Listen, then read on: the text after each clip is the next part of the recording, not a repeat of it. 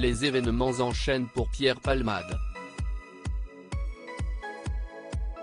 Tout juste sorti l'hôpital de Melun, en Seine-et-Marne, l'humoriste de 54 ans avait pris la direction du tribunal ce vendredi 17 février, rapportait BFM TV.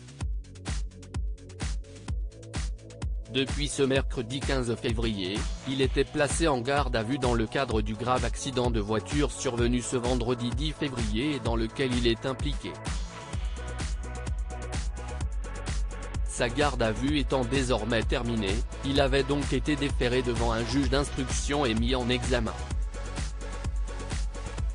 Comme l'annonce CNews, le comédien évite la détention provisoire et va être placé sous contrôle judiciaire, assigné à résidence et devoir porter un bracelet électronique. Si est-il lors d'une audience à huis clos que le juge des libertés et de la détention a annoncé cette décision. Pour rappel, le 10 février dernier, Pierre Palmade a été impliqué dans un terrible accident de la route. Alors qu'il se trouvait au volant de sa voiture, en Seine-et-Marne, il s'est déporté sur la voie de gauche, percutant de plein fouet un autre véhicule. L'humoriste a grièvement blessé une femme enceinte, qui a perdu son bébé par la suite, un homme ainsi que son fils, âgé de 6 ans. Une enquête pour homicide et blessures involontaires par conducteur ayant entraîné une incapacité totale de travail supérieure à 3 mois a été ouverte.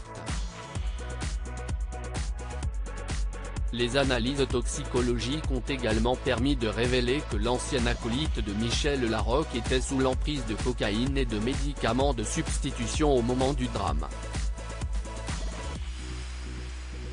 Les deux fuyards également déférés. Le parquet de Melun cité par BFM TV a précisé que Pierre Palmade était présenté à un juge d'instruction dans le cadre d'une information judiciaire ouverte des chefs d'homicide involontaire et blessures involontaires ayant entraîné une incapacité totale de travail supérieure à 3 mois par conducteur ayant fait usage de stupéfiants commis en récidive légale.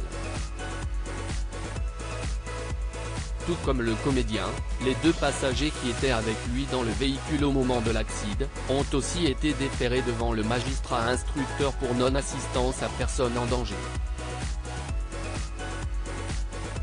Ils ne sont pas mis en examen mais placés sous le statut de témoins assistés, comme l'explique BFM TV. Les 2 hommes sont notamment accusés d'avoir pris la fuite avant l'arrivée des secours.